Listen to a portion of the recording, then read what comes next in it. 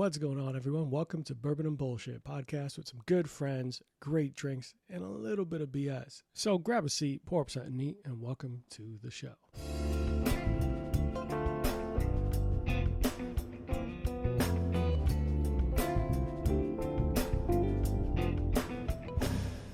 All right, everyone. Welcome into Bourbon and Bullshit. Today, you know what? Before we even start, every time I listen to the intro, I wish it was longer.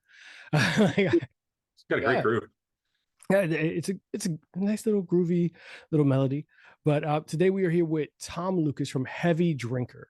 Now, Heavy Drinker is a unique product that has I'm gonna let him talk about it. But we found each other on social media, saw that this product made sense for anyone who wants to be a whiskey aficionado or anyone who wants to enjoy any spirit neat, as we've been talking about recently with National Tequila Day and all these other spirits. But I'll let Tom go ahead and talk to us about the product. Heavy Drinker, tell us about it, man. How are you?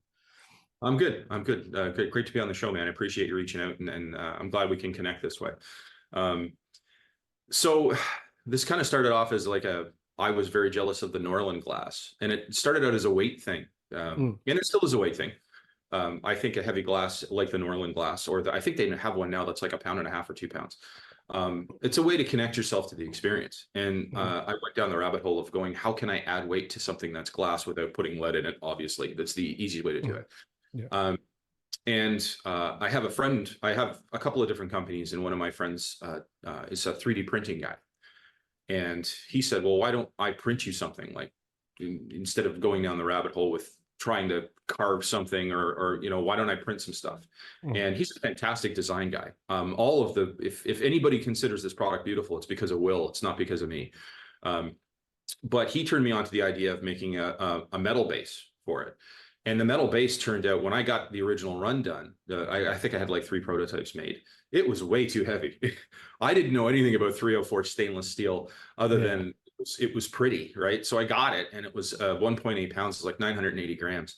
And I had originally thought I was going to put it on the bottom of the glass, but I didn't. And just as a lark one day, I was watching somebody take a Norland glass, which is a fairly big pile of glass. Like there's a fair amount of mass there, and they chucked it in their freezer. And I'm like, wait a minute, I got a piece of stainless steel. Hold on a second. So we went through a couple of design changes and phases. And one of the things we came up with was, in order to have this thing take heat out of the glass, you're going to want surface area. So the first thing that Will came up with was this dip. So the dip takes this amount of circle, right? It takes this diameter of glass, but you're adding surface area because this now presses in. So this has more surface area than just a flat bottom glass. And once I saw that, I'm like, dude, that's a mountain. And can we make it so that it has a measurement in it? And that's where the whole product came from, really. Was that back and forth with my designer, Will. And it ended up being how much is the bottom weigh? Because I remember seeing it online. Look, 1.8 pounds, which it's hard to put it in the context. It's about as heavy as a 6-pin bowling ball. It's substantial. It's substantial, right? If you think of like a 2-pound weight, when you're doing weight, you're lifting weights with a 2-pound weight, it doesn't feel like that much, but it's for something that it's not a weight that you're going to use for exercise. It's actually pretty heavy. It holds, it depends too. And again, like this is a learning curve for us too, because I found out that my bar fridge, the freezer on my bar fridge, is substantially warmer than the freezer on my fridge, which is substantially warmer than my chest freezer downstairs, where I have all my frozen vegetables and meat. If I put it in the chest freezer, it'll keep things cold for a solid hour at ambient room temperature, because it gets very, very much colder in one of those freezers than it does in something like a bar fridge. So, but the idea is you take this and leave it in your freezer, and when you need it, you grab it. And the kit comes with a coaster. We have a leather coaster, brand new leather.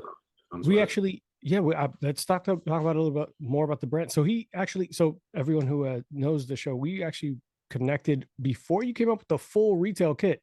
So it was just a base, it was just a glass, and you had some stuff in the on the docket for the future. So you recently came out with this whole retail kit. For those who obviously for those listening at home, it's who haven't seen this glass, it might look, oh, it's going to be fine to pick up. No, it's heavy. It could be a weapon if you really wanted it to. Definitely. definitely could hurt somebody if you chucked it at their head. Yeah, one of the things I've been utilizing is the heavy base. Like I use it as basically a coaster. I put it Yeah, on like my desktop. I lift just a glass so I can drink, so it's chilled. I don't really worry about it, and it's just there, so it's kind of present. yeah, But it is pretty dope. So now you have a retail kit, and it has leather handmade coasters as well. yes. So the coaster comes with it. I've found that if you do put this in like a chest freezer, it gets really cold. It's actually kind of hard to handle. Like, I mean, almost painful. So the reason I wanted to put the coaster in is because you can then take this and drop it on the coaster. And I typically carry it around like that. Oh, And I don't like a touch it. little like a claw.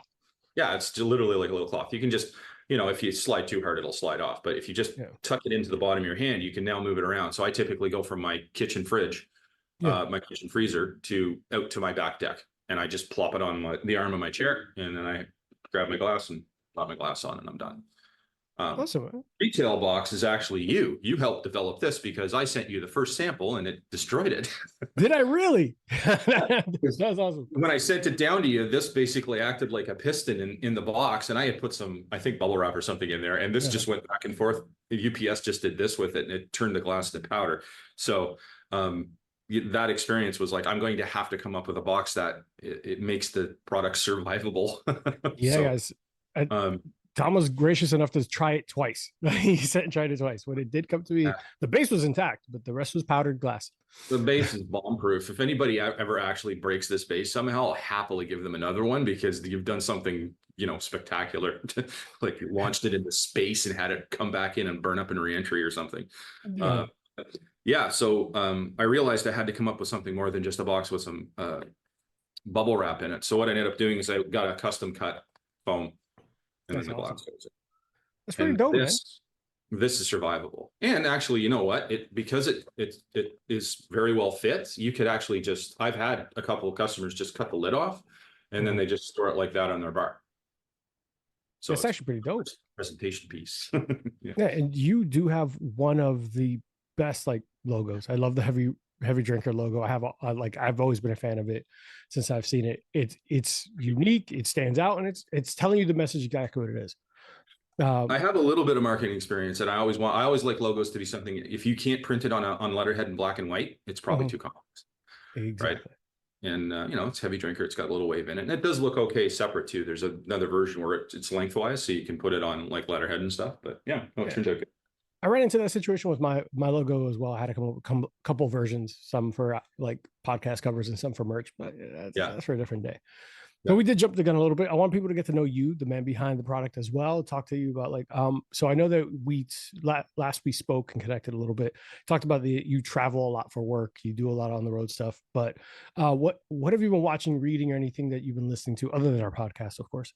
And for those who did not know, Tom is from Canada, so our brothers in the north. So things are a little bit different out there. So I'll let you kind of give people a little insight about what you've been keeping busy with through your line of work. So I'm what my wife calls a serial entrepreneur. Mm. I've got a few different companies that I basically I used to work for the electric company, for lack of a better phrase, and I got lucky when I was 35. They downsized. That sounds not like it's lucky, but it was because I got a package. They gave me a very good package. It was a union shop, and I took that money and threw it at the wall and started a few companies with a few of my friends, to be honest with you. And we did, I think we started about 5 different things, fully expecting at least 2 or 3 of them to fly into the side of a mountain. And they all turned out to be reasonably successful, which made me a very busy guy and hence all the traveling. Yeah. So I have a company that makes body armor. I have a company that does software for firefighter training. I've got a company that sews textiles. So we make like body plate carriers and carriers for body armor, which is, those 2 companies kind of go hand in hand. And this is really my labor of love. I do this because pretty much my role in all those other companies is chief technology officer. I don't really make anything. I do digital stuff, and it just goes off into the internet, and I don't really make anything. And I had that same problem when I was working in it. I was IT at the electric company too. So I really wanted to start doing something and of course I'm a geek, like I'm an IT geek.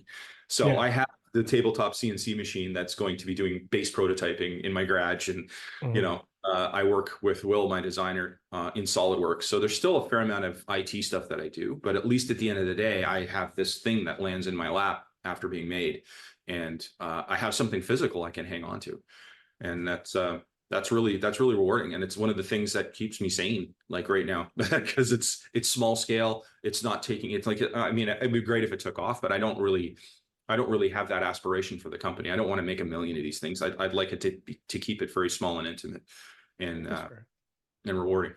That's fair. Yeah. And I think I'll tell you completely honestly, I've had people reach out to me, especially from that follow the page. And when I've put your product and put the glass on display, they're like, hey, where'd you get that? Hey, where's the link? I remember reaching out to you, like, hey, where's the shop? I need to send this link to a couple people. Yeah. So I know that, I told them that Soapstone might come out soon. That there's some things that kind of on the agenda. So they were keeping an eye out for that. Bourbon Societies of Central Florida and all these other Volusia County Bourbon Society, all these other pages, when they see the product, they're like, hey, that might be really good. So there is a market there, especially for customization and all that. I mean, Age de Noir is a really good example of it. Yeah, I think there is, and I think, and again, like one of the nice things about this is it's an ongoing process. So people give me feedback. So, and I didn't think of this. I was here last night. There was a mixer last night, and we were in the bar, and some guys were drinking Courvoisier.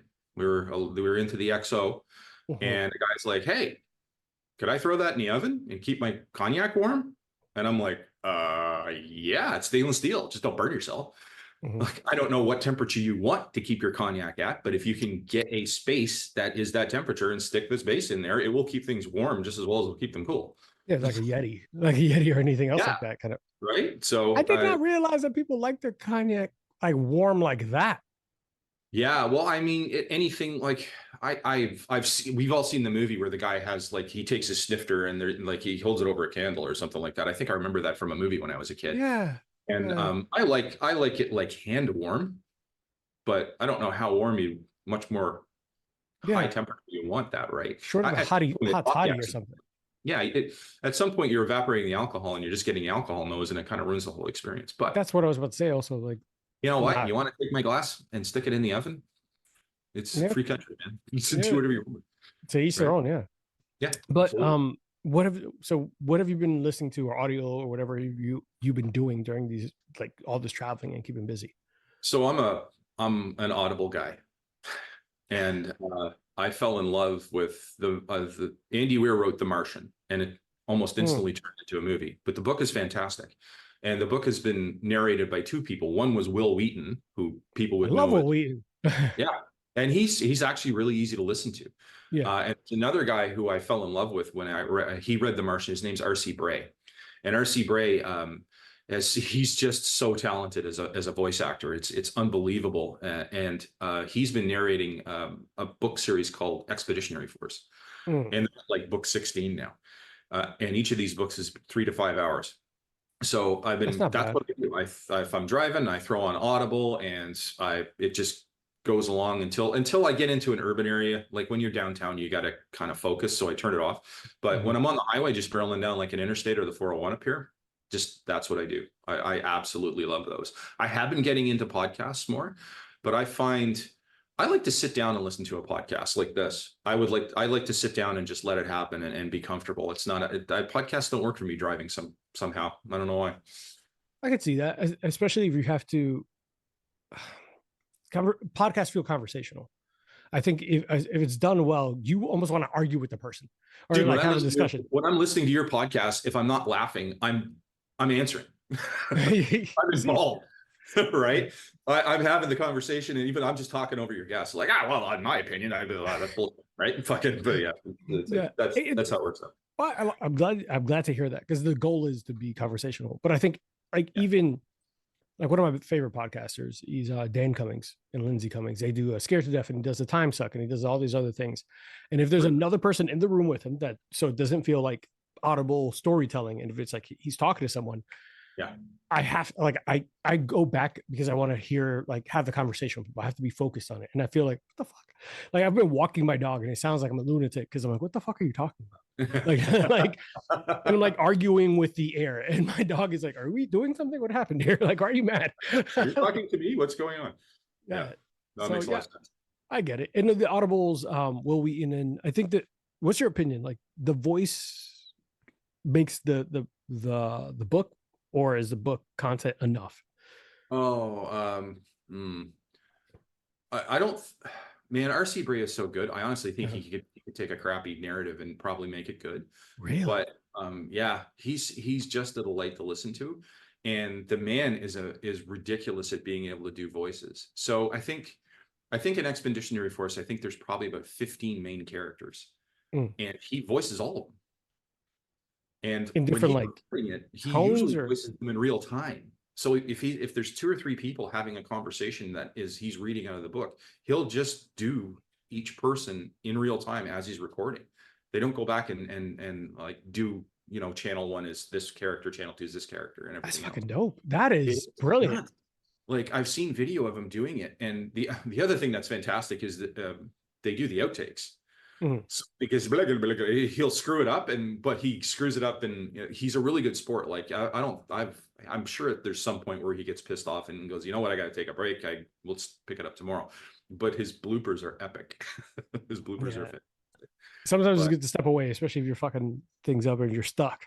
yeah, you know what? Sometimes you just gotta, you know what? It's not working, and pushing harder is just gonna make me more frustrated and make it more broken. I'm just gonna walk away and come back fresh. And Yeah, that's I definitely do that sometimes, my especially fiance, working with the CNC machine, man. If it's not in the mood to do what I want it to do, okay, I'm gonna go have a burger and just maybe come back tomorrow. my fiance will tell you that I do the same thing. There are moments I'm like, I'm gonna stop because I'm gonna break something. And like I've straight up real quick story. I actually broke my hot water heater by mistake. I was moving stuff around my garage, and in frustration of like, why won't these? Because I have shelves, I have weights, I have a home gym, I have all this. It's been a mess. There's a bunch of packages, there's a bunch of things. Like my roommate has stuff, my fiance has stuff, and I just got frustrated. Started cleaning, and my dumbass, I'm like halfway done. I should have been lifting weights. I went into the garage to lift, but it was a mess. So in between sets, I'm moving stuff around, and I got frustrated. Something wouldn't move, and something on the top of my rack fell and hit my hot water heater on the very top of it. Really? Yes, and it's Electric like or gas? electric, but the pipe popped off. Like so, it hit it right where the pipe was. So just hot water started spraying everywhere. Oh my God. And you know, in those moments, so like you said, I knew that the garage was a mess. I'm getting frustrated. I'm getting annoyed, but I wanted to finish. I should have stopped. Yeah. I You should should have. have stopped. There was a line and you crossed it. Yes. And that my dumbass sees the water, sees the pipe, and I'm trying to reach out and hold it down and immediately get burnt. Like I was, God damn it. It took a split second to go, I gotta go shut off the water. Yeah. Right now. Yeah. You're like me. When you go across the line, you get Mhm. hurt, something else gets broken. It's never minor. Yeah. It's never fucking minor. It's like, well, I gotta get a new car. What? Like, What? I don't know. So it's a Oh, honey, valuable we're lesson. going to Hmm? the range, back into a tree with the SUV, destroy the back gates. Just What happened? we had some friends over. We went late the night before. We were packing up to go to the gun range, Mhm. and we were a little dehydrated. We packed the truck up, and because I had friends there, my driveway was full, and I had to weasel my way around. And as I was backing up, I just forgot there was a tree there, and wham! In my wife's SUV. Yep. Oh The window no. popped, and the door bent in. It didn't come open, and then we couldn't open the door. And I'm like, I'm just gonna switch cars, and I'll deal with it when I get home.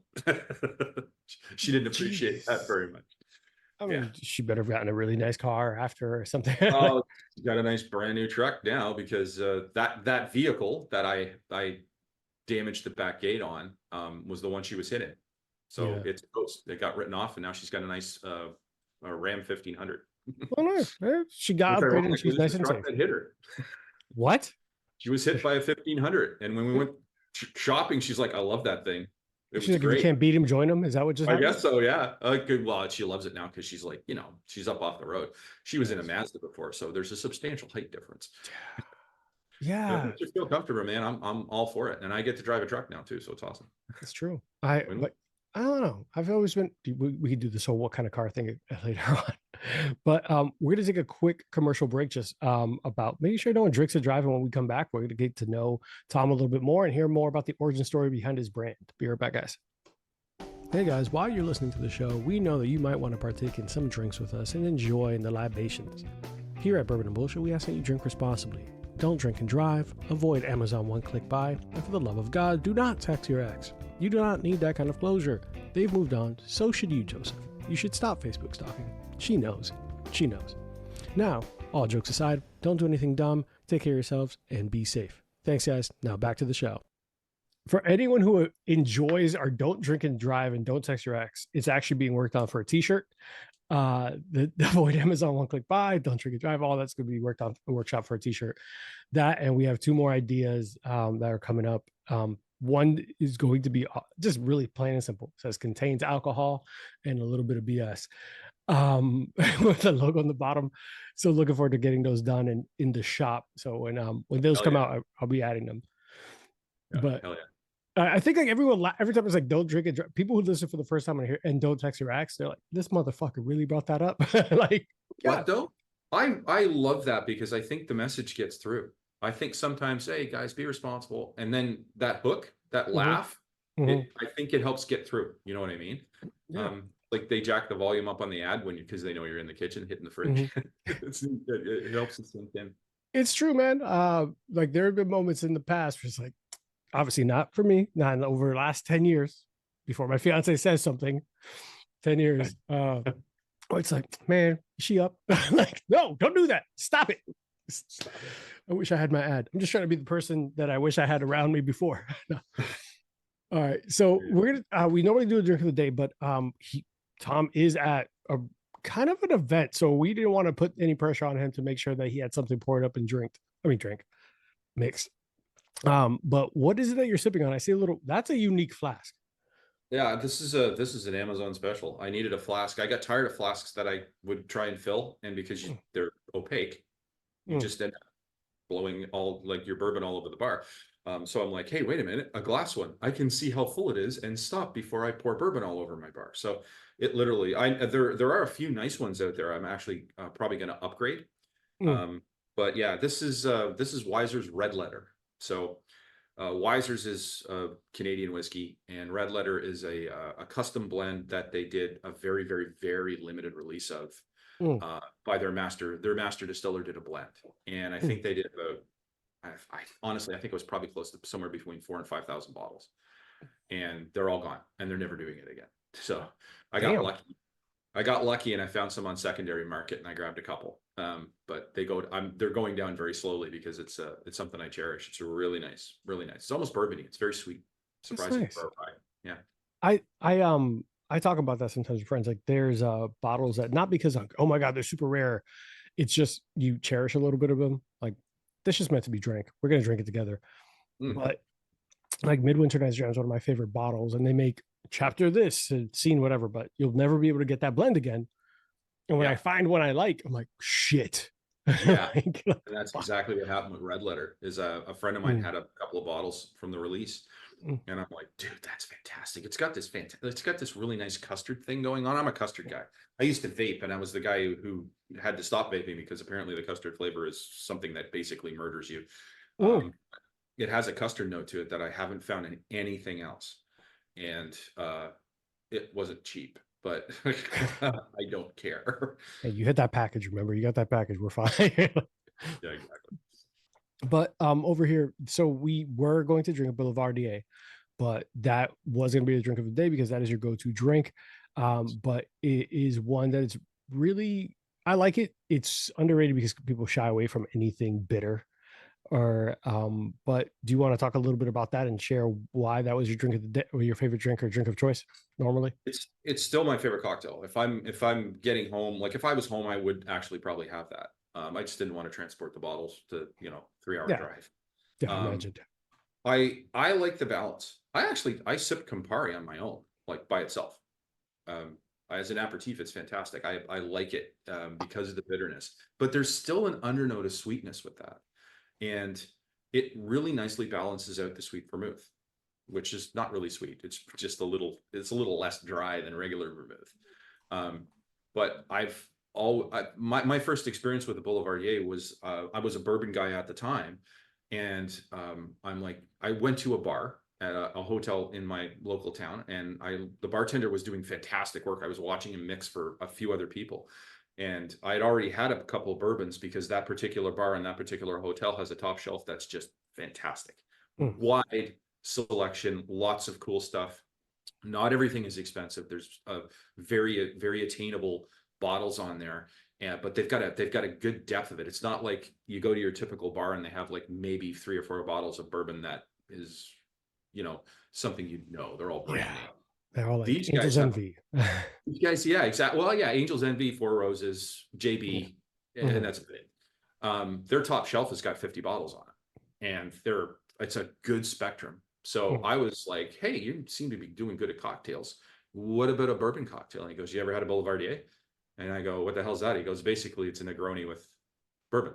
Yeah. And I'm like, "Do it." And I fell in love with it because the bitterness of the Campari really just lifts up whatever bourbon you put into it. And I've gone halfway across my bar with it now, um, trying to just seeing which bourbons pair better. And then you go down, you get that, and then, oh well, what if I screw with the ratios a bit? So you're going with different bourbons, and then you're moving the ratios around in it, and it's a rabbit hole. Like I've been working on that. I've been playing with Boulevardier for like a year and a half now, and I don't think I've even come to the point where I've explored everything in it. That's pretty dope. It's 3 simple ingredients, Yeah. it's incredible. Campari, sweet red, vermouth, rye, and or bourbon. Yeah. So yeah, it's a pretty easy to make. And you're right though. Everyone shies away from, a lot of people shy away from Campari because of bitterness. Yeah. It's not that bitter. And come on, you can't have sweet all the time. Sugar and sweetness and all that's overpowering a lot of the times. It is about balance. And I think that giving yourself tastes of different parts of the spectrum of flavor profiles, umami, sweet, salty, savory, all the stuff that we talk about, bitter is good. Yeah. I think, and I joke with my friends, and I'm going to be a little bit of an asshole. It's like, if you're shying away from Campari, grow up. It's fine. Like, it's one day you'll have an adult drink. You know Big, what? If you don't like it, that's fine, but try it. yeah, that's what I'm saying. Try it, give it a You know, shot. If you don't like it, you don't like it. I won't tell people that anything about, you like what you like. We talk about it on the show. You can put your whiskey neat, put some rocks on it, drop some water in it, mix it with anything. I don't care. It's your yeah, alcohol. yeah. I get that sometimes too. Like, oh, well, what do you got against ice? I don't have anything against ice. I just don't like ice in my bourbon. Yeah. You want to put ice in your bourbon? Again, it's a free country, man. Do whatever you want. Yeah. There's times when I don't mind an ice cube, Mm. particular bourbons and whiskeys, because it works. It opens them up, right? Cuts Yeah. the oil and makes things different and awesome. But for the most part, I like stuff neat. Yeah. I think different ways of having it is going to give you different appreciation for it in different aspects. It's just do what feels good for you. I mean, short of fucking destroying it with like Mountain Dew, but Oh, apparently dude, that's a thing. I saw Pappy and Coke the other day, and I'm like, oh, maybe freedom shouldn't be free. But anyway, Look, if you can afford Pappy, I can't tell you what to do with it. I can't. Yeah, I can't. I can't. That you did that. like that's not me. You know what? It probably tastes awesome. Yeah, yeah. I mean, having that much expendable income should taste awesome. Listen, like everything you should do from that point on should taste fantastic. Put caviar on your pizza for all I care. I don't care. Like you, go ahead. I can't tell you how to live. I try that. I try a slice with a blast of Happy. Damn right I would. Yeah, there was a show online. It's like David. It's like he cooks live on Netflix. It's like he makes the Mugu Foko. I don't know. David Chang. Yeah, he made those noodles. Yes. David Chang Netflix show. I forgot. Yeah. But he had an episode where he was combining it's watch Dinner Time. It's called Dinner Time Live with David Chang. My dumbass couldn't remember that. He had like Seth Rogen or something like that, and they were combining like extremes, really, really expensive with like fucking White House burgers, like White Castle burgers. White Castle burgers, like it was like shit like that. And what the fuck? And they put like really expensive caviar on pizza, and they're like, "This is the best thing I've ever fucking had." Oh, yeah. I'm like, "The hell!" So yeah, I can't tell the dude with Pappies and Coke what to do in his life. Apparently, I'm missing out on a whole side of the world. Yeah, I never thought of beluga and pizza. It's got to be a thing somewhere. It's got to be a thing somewhere. I mean, in Canada, we put pineapple on it. That's gross. No, we can't do that. I'm not doing that. We will not stand for that on this show. And ham, uh, pineapple and ham. Listen, all I'm saying is if anyone wants me to try Pappy with Coke, sign up for the Patreon. Just just donate, please do. Uh, I want to talk a little bit about the shape and the brand for the heavy drinker. I know that we talked a little bit about you're spitballing, you're playing with the idea with your Chris. Was it Chris? Will's my Will. designer. So Will, the designer. But the Harper glass design is based off of a mountain. Yes. Tell us about that. So the company itself has a very masculine lilt. I'm a big fan of Jack Donovan. I'm a big fan of the Stoics. I don't think there's a problem with masculinity. I know for a fact that toxic masculinity was hijacked. Toxic masculinity as a phrase, as a two-word phrase, never had anything to do with people outside of jail. That toxic masculinity was pulled from a study about how men dominate men in prison systems. That's where toxic masculinity came from. Somebody plucked that out because it sounded good and started splashing it all over the place, talking about men in general. It was never meant to do that. And I actually take quite a bit of offense to that. I don't like that term. And I'm a sheepdog. I'm ex-military. I was a firefighter. I'm service oriented, and I think that's been misinterpreted by people. So wait, the service or being in service? Just being service minded. I think what people call toxic masculinity is guys trying to solve problems and doing it the only way we're allowed to do it. We have fairly heavy restrictions into what we're allowed to do and what we're perceived as being supposed to do as men. And when I started the company, I wanted it to be pro male. I wanted it to be about guys doing guy things in guy ways. And one of the things I wanted to do is for every glass that we release, I wanted to build it around a legend of some guy who did something awesome or achieved something, right? And Harper's the guy of a team of 4 guys. Harper was the first guy to set foot on the top of Denali. And Denali is everybody talks about Everest, and that's fine. Everest is a hard climb. But you start at a base camp at 16,000 feet with Everest. If you want to summit Denali, you start 200 feet below sea level at the base of the mountain. And it's 3 times the climb. It's absolutely the toughest mountain on the planet to climb. And these guys did it with like wooden sticks and woolen scarves, right? There was no oxygen masks. There was no Sherpas. There was no, this was guys doing something incredibly difficult and incredibly dangerous. And I fell in love with it. And it's a story not many people ever hear, because Everest kind of overshadows everything. And now Everest is basically a tourist trap, basically. It's a landfill. It's basically a landfill. Right. Yeah, I've seen those articles they talk about like all the trash, all the bodies that they don't even move. Yeah, it's crazy. It's crazy. There's like 16 tons of human waste on the side of the mountain now. Yeah, it's fucking terrible. But you're right though. Like, to be honest, you hear Kilimanjaro, you hear Mount Everest, you don't hear Denali very often, other than the Yukon. Not a sponsor. Yeah, it's on a car or on a truck, and that's where people hear about it, and they don't really know what it is. So that design, that weight, and all that, you said you want to celebrate like masculinity and what men do and make a brand for men. Outside of the glass, were there other products prior to this? I'm going to get back to the glass and design, but were there other products with that in mind as well? I know we make body armor and all that, but that's universal.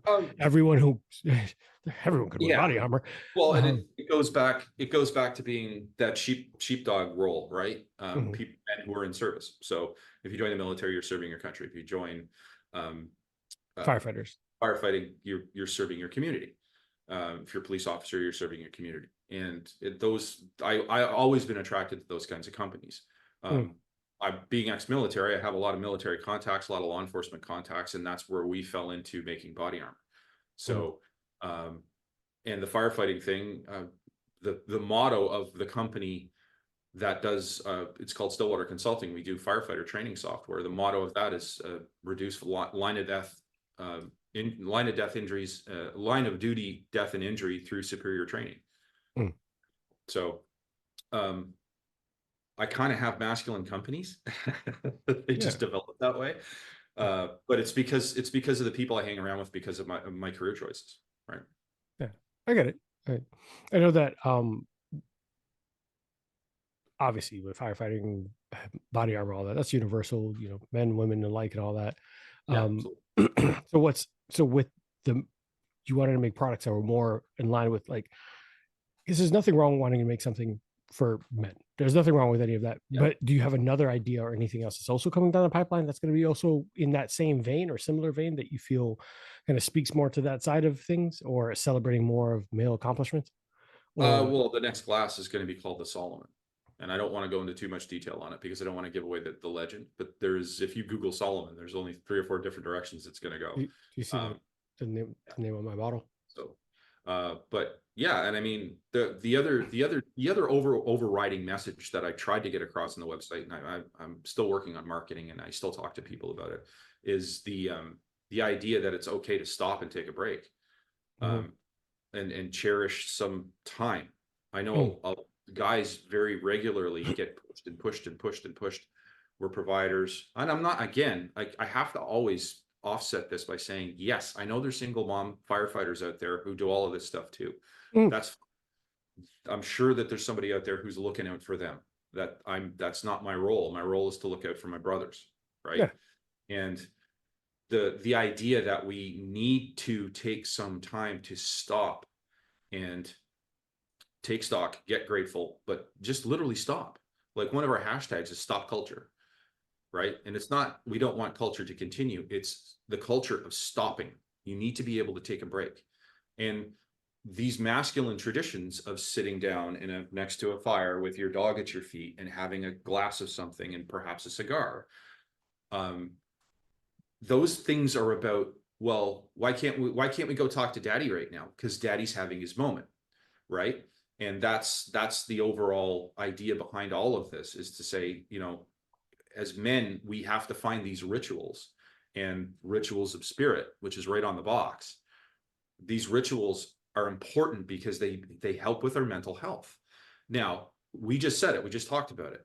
Drinking has to be done responsibly, but if it's not a crutch and it's a tool to get you to where you need to be, or it's literally, this little 1 ounce pour cost $100, please leave me alone while I enjoy something that I worked for, depending on how much money you make every hour, I worked for 8 hours to pay for this. Please leave me alone and let me enjoy it in peace. 100 So ounces of pour, man. We got to talk about this. yeah, Like, exactly.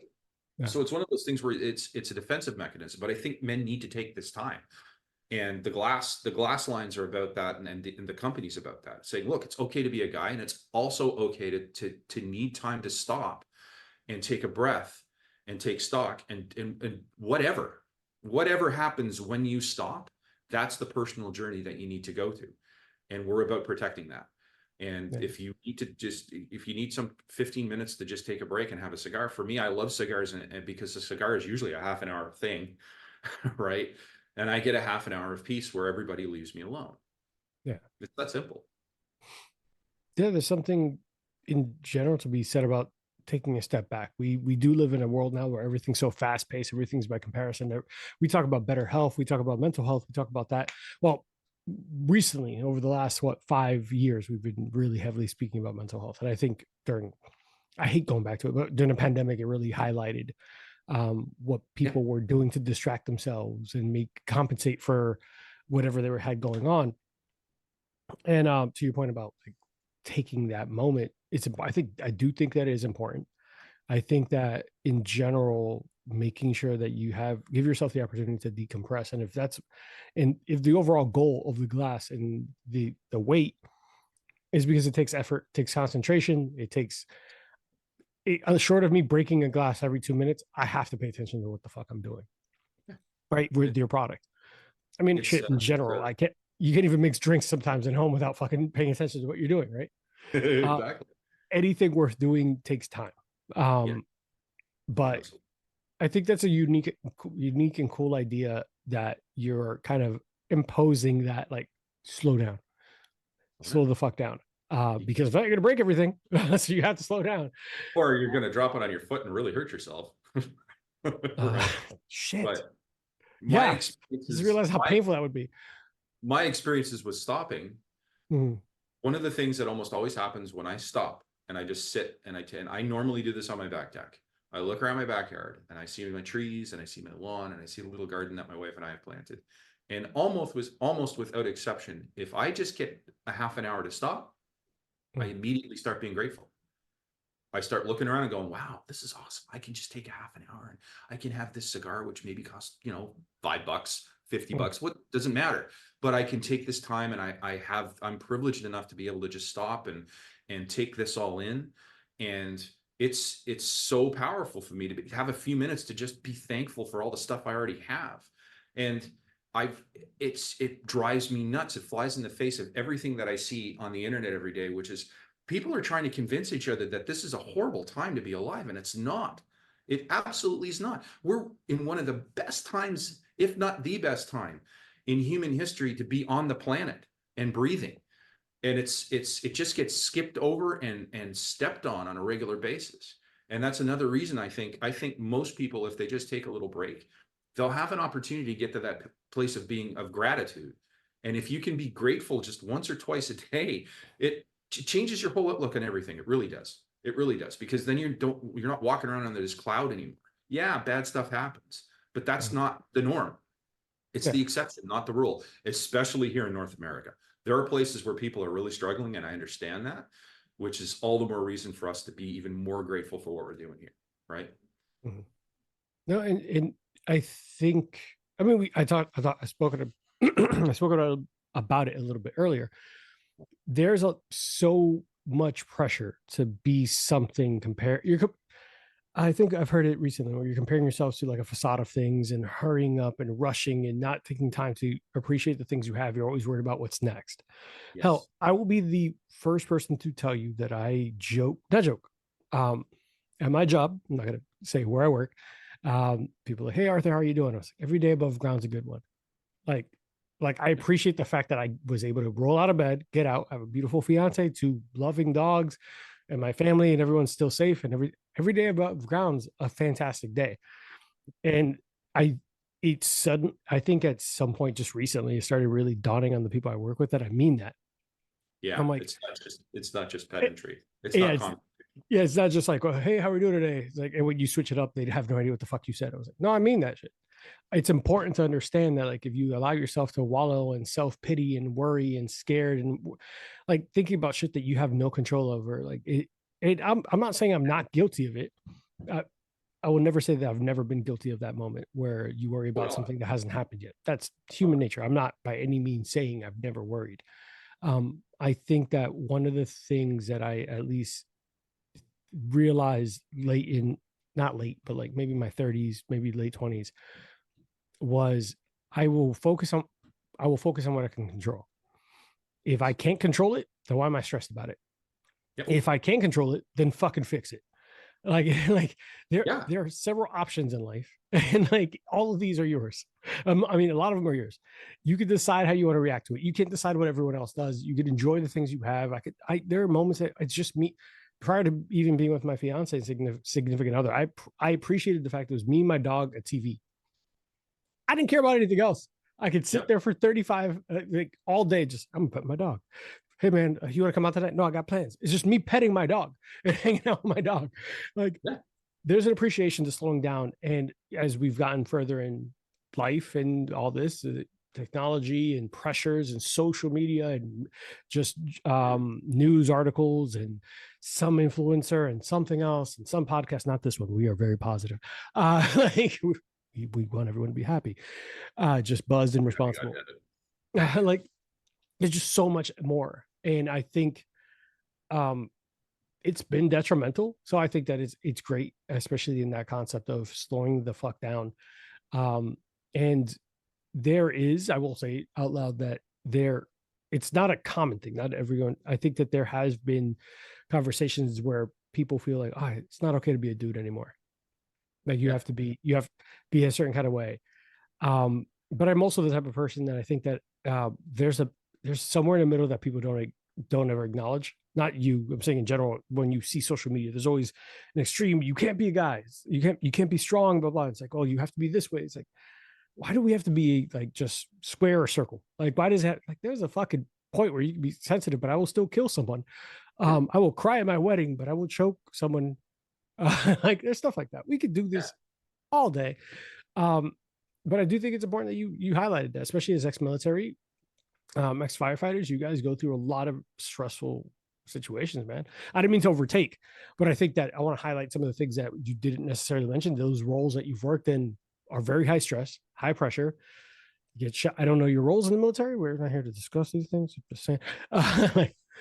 But firefighters, you put yourself on the line of duty, and there could be a and whether we say it out loud or not, I think a lot of people deal with mental health stuff. So if that's the approach, I don't see a problem. That's obviously drink responsibly. Like, and I think the product forces you to take a breath, to look around and take a moment. So that in its concept is brilliant. I like Yeah. it. It's those rituals, right? Yeah. I now have my thing in the freezer, and I go, and it's no different than getting a cigar out of the humidor, taking off the cellophane, pulling off whatever you have to pull off, taking it to your cutter, cutting it, getting your lighter, these are the rituals, right? These are the things that we do that have us go into that Zen moment and go, okay, I'm doing the things that I need to do. It's no different than prayer. It's no different than exercise. It's what you need to do to get your mind to focus on the immediacy of what I'm doing right now and let everything else fucking go Yeah. for just a minute. Just let it go. Yeah. Right? You were just talking about like um, different, like if I can't control it, why am I worrying about it? And worry is something that I try, out of all the things I try not to do, it's worrying, Mhm. because you can't worry about something that's in your control. You're literally wasting time, tearing yourself up, dumping cortisol into your body for something you have absolutely no control over. If there was one thing I could get everybody to stop doing, it's worrying. Because by definition, you're thinking about something you have no control over. Yeah. It's the Or something that biggest hasn't waste happened of time yet. in the world. It's the biggest waste of time in the world. You can't control it. Let it go. Move on to 100%. something you can control. Think about something else. Just and move on. And this ritual of sitting down, having a cigar, pouring it, even selecting it, going up to your bar and going, what do I feel like tonight? I love that because it's about me. I get to take me time and focus on what I want for a little bit of time. I, And that's important. I think guys need to do that more. And yeah. it's not selfish. It's self-preservation, man. It really is. Yeah. And I make jokes about I probably spend more time looking and thinking of what I'm going to drink than drinking it. Like, ooh, what recipe should I try? Ooh, blah blah. And I quietly love that part of it. Yeah. Like, it's like I don't know what I'm gonna drink. I don't know what I'm gonna do. I don't know what I'm gonna pour. I don't know what I'm going to post today. I don't like that process and getting there. Like, what's the phrase? It's the journey is more. Yeah. Oh God, now I'm The blanking on fuck it. yeah, why did I blank on a common ass term? Am I old? Yeah, I'm old. uh it's not about the destination, it's about the journey. That's it. Yeah, so getting there, like all that in between is great because yeah, I made the drink. I drink Yeah. it in 5 minutes. Cool. But the research, the mixing it, having fun with it, trying it, flavor profiles, all that. Or hey, oh, I remember this bottle. Oh, do you remember when we sat around? Yeah, we can do this all day. Let's take a quick break, rehydrate, get some more stuff in our glasses. And when we are back, we're going to talk a little bit more about the trajectory of his company organization. I know we talked about you being in the military, firefighter, and just what attracted you to these paths, kind of getting to know you a little bit more, the man behind the brand, because so often we see a logo and a brand and just go, oh, that's dope, and not realize that there's a fuck ton of hours, fuck ton of time, and a lot of experiences behind it. Guys, we're going to come back. We got to keep the lights on, and Sugar Mama is always asking for patronage. So Midnight Fables Cabaret commercial coming up. Be right back. Sponsor of Bourbon and Bullshit, Big Bang Boom Collective is Orlando's burlesque and cabaret entertainment group, comprised of Midnight Fables Cabaret, Big Bang Boom Cabaret, and Foxy's Den. Follow us on Instagram at Big Bang Boom Collective, or join our VIP email list for info on upcoming shows by visiting www.bigbangboomcollective.com. Every time I do her commercial, every time I play her commercial, I have someone hit me. I was like, I love her voice. You know how weird that is for me to hear that? Because that's like a little sister to me. Not you, but I'm remembering my good friend Amanda, who I just came back from Mexico with. She's like, oh, I love Aurora's voice. I was like, stop it. That's weird. She is like a little sister to me. Like Stop it. It's weird. But every time I do the thing, I was like, I think about all the friends. I was like, I love her voice. Stop it. Stop it. You don't want to go there. For the record, Tom did not say anything. I just heard the commercial and remembered my friend Amanda making that comment. I was like, I gotta address her. So Tom, we talked a little bit about, you said you were ex-military, ex-firefighter, and all these, and then you ended up fucking making glasses, but that's a passion project. There has to be a trajectory there. Like, what got you into the military? I don't know shit about Canada other than Mounties, snow, and that there's a lot of maple syrup everywhere. These are all jokes. I know more. But tell me about the trajectory in that path, man. How'd you end up there? Military first, I guess, because that's where it started. Military was 9/11. Okay. I was 33 when 9/11 You joined later. I joined late. I went into Canadian infantry when I was 35. Really? Yep. I did not know that. What were you doing prior? That you were just like, fuck it, I gotta go. 19 guy. Oh, you were the man. Yeah. That is an interesting jump. What I know, I'm not just saying shit about 9/11 before someone hits me up with hate mail. Nothing negative, but to go at 35. Yeah, it was one of those things where I was at the age where I knew if I was going to contribute, it had to be soon, because being operational overseas it's grueling. It's grueling.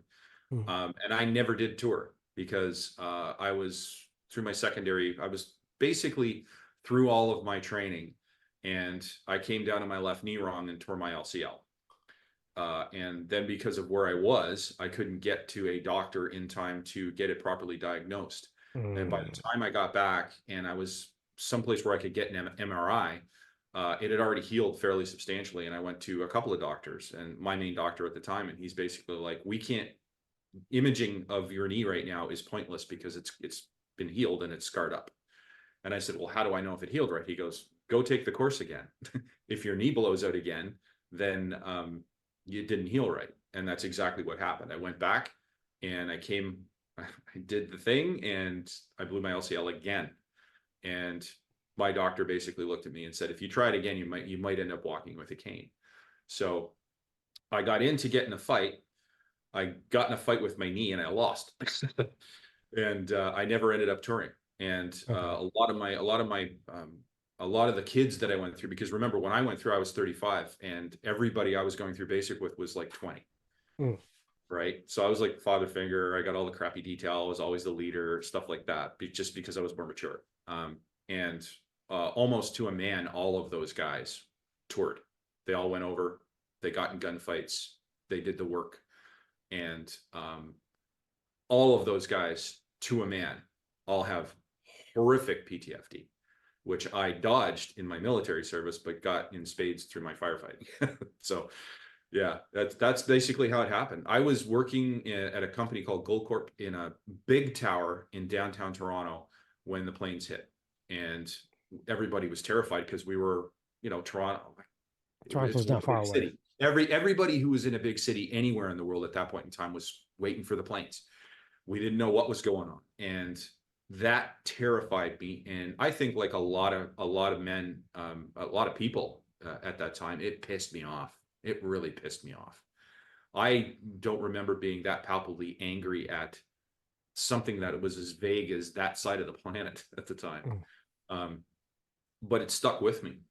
It stuck with me a lot. And I saw a lot of people. I wasn't a firefighter at that time, but my business partner in the firefighter training software company, he was. And I know lots of guys who went down from Canada and worked at Ground Zero, and now have a plethora of health issues, but they went down there and did the work right beside everybody who was there. And I felt like I needed to contribute, so I gave it a shot. But that's how the military thing came around. And then after I got out, my knee healed up to the point where I felt confident, and I was running and I was physically active. So I it's like, well, why don't I try being a firefighter? And I went down that rabbit hole for about 3.5 years.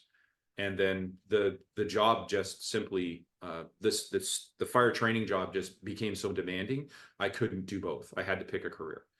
So I ended up, I got the certifications I needed. I did some interior work, but you know, I was at enough crash scenes and multi-vehicle accidents so that I ended up seeing enough stuff to give me some problems, which So how long were you doing the firefighter thing?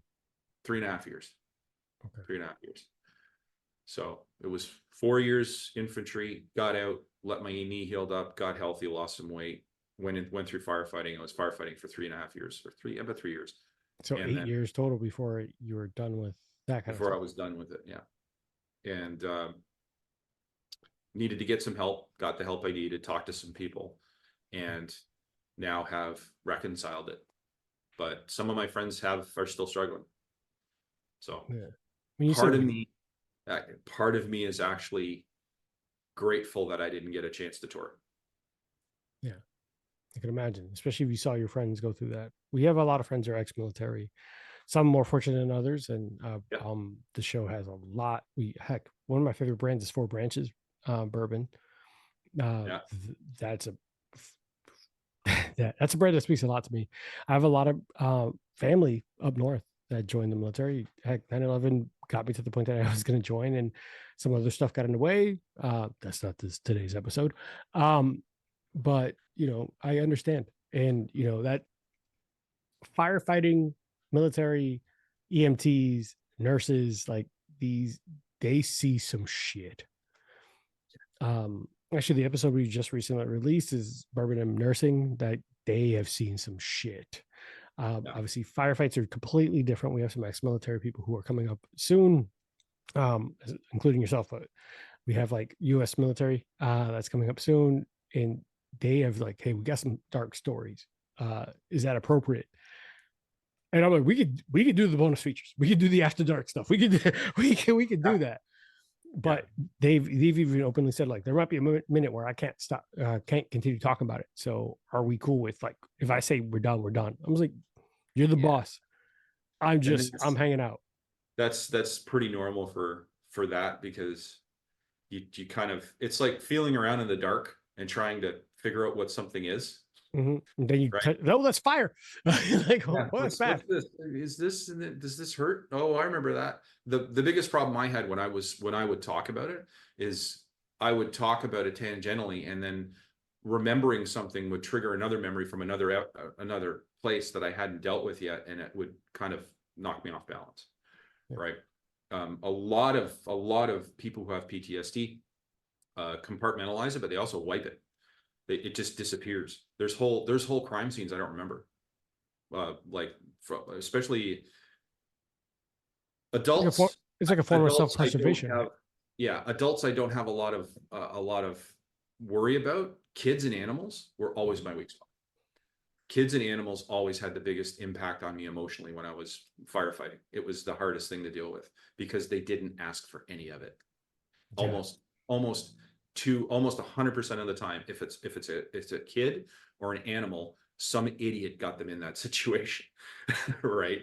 And it's hard to watch that. Right. It's usually an adult who hasn't done their job, or an owner who hasn't done their job, or been, either ignorant, absent, or abusive. And those were the ones that always got me. It's man, we talk about that. Actually, a good friend, Brixta, he's ex-military as well. But we were talking about the fact that, like, there are some things I don't envy and don't pity. I'm not saying I don't feel bad when people pass. I'm not saying that at all. But, like, to your point, dogs I'll simplify it to movies. We're gonna make it a little lighter. A dog that, like, there's an unwritten rule for movies: you don't kill kids, you don't kill dogs. Yeah, and that's like universally, like, we don't fuck with that. Even in the most gory, crazy, beat someone in a slumber bag. What the fuck am I talking about? Sleeping bag. Slumber party. That is a movie. A sleeping bag, a Jason style. Like, we don't kill kids and we don't kill dogs. Nope. I think that's just universally accepted as, like, all of us are, hey, we don't get along for whatever reason. We might not get along, or we do get along. We all agree: don't kill kids, don't kill dogs. All right, cool. Don't kill the animals. Let's go. I mean, to this day, fucking one of the saddest things I remember seeing just as a young adult is the Arms of an Angel video from, like, ASPCAs and shit at fucking late at night. Oh God, those things still get me, man. Yeah. the puppies in cages and the cats who like Yeah. got fur missing, and I'm just Yeah. like, I volunteer at my local humane society. So And not to like just to lighten a little bit, make sure we're all good. But that's that can't be easy to deal with. And so then how do we end up here? So you started making up tech body armor, started making tactical gear, you started doing all this to kind of give back to the military. So what was like, and it feels like a logical step, but walk us through that. Well, it really was proximity. So after going through those things, you hang around with people who are doing those things. And if you're a hammer, everything looks like a nail. So, Here. right. One of my other companies does credit card processing, websites, and business consulting for the firearms vertical. So if you're a sporting goods store, you sell guns or anything like that, you're notorious for being lumped in with porn and weed, which is fine. But it's really hard sometimes to get credit card processing if you own a gun store. And Both very profitable. some companies won't build you a website if you're a gun store. And because I was around firearms in the military, I kind of fell into that world. I go to SHOT Show in Las Vegas every year in January, which is one of the biggest sporting goods and gun shows in the planet. So I was in that community, and everybody in that community was doing these things and going, well, I just spent the last 4 years of my life behind a gun. What's transferable skills do I have? Well, I can probably sell guns or make something to go on the gun, or right. So that's to help you not die from the gun. Yeah, right. Or a guy, guys making ammunition and stuff like that. So, and there's a lot of guys went into training. They went into firearms training, and they started stuff like schools where they would train people on how to shoot and how to do self-defense and stuff like that. And it just turned out that I was with the right group of people to start up the company. When we didn't start the armor company, we bought another company. That was the guy who was doing it. He was transitioning into doing armor for vehicles and was getting out of personal protective equipment. And we bought that company. But the process of doing that, there's a certification body in the United States that basically certifies body armor all over the world. It's called NIJ. It's National Institute for Justice. But when you buy a company that had certifications from them, when you move the manufacturing facility and you start manufacturing again, you have to recertify. So we bought an existing armor company, moved it, and went through the process of getting our NIJ certifications again. We're still doing that. We just got our first certification for our level 4 plate. But the problem is NIJ right now is going through a recertification, and there's a huge backlog. So it's impacting us because we're not on the NIJ website, which is the gold standard, right? But we'll get there. It's bureaucratic delay. But that's how we ended up getting into that, because we already had friends in the gun company and had firearms companies, and I was just in that world. And those are the things that happen when you hang around in a garage long enough, you're probably going to start turn wrenches and do something to your own car. You know what? That's fair. That's fucking great turn of phrase. Like, hang around in the garage long enough, you're going to end up turning a wrench. We are who we hang around with, man. The people in our inner circles have the biggest influence on us. And all my friends were cops, military, or firefighters. Did you listen to our Bourbon and Barbells episode with the two athletes, and one's a doctor? No, I didn't actually.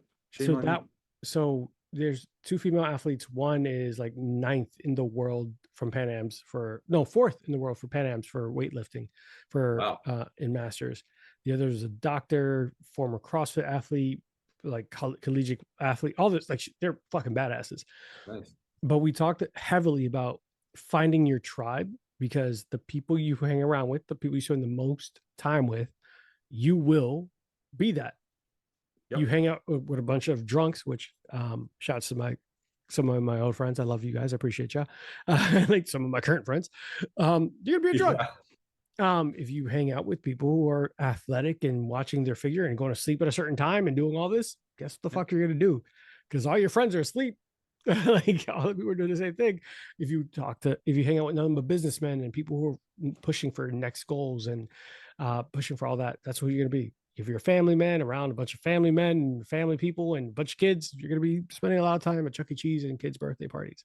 Yep. So find a tribe and stick to it. So it makes sense. You spend that time with those people and you find a hole to fit.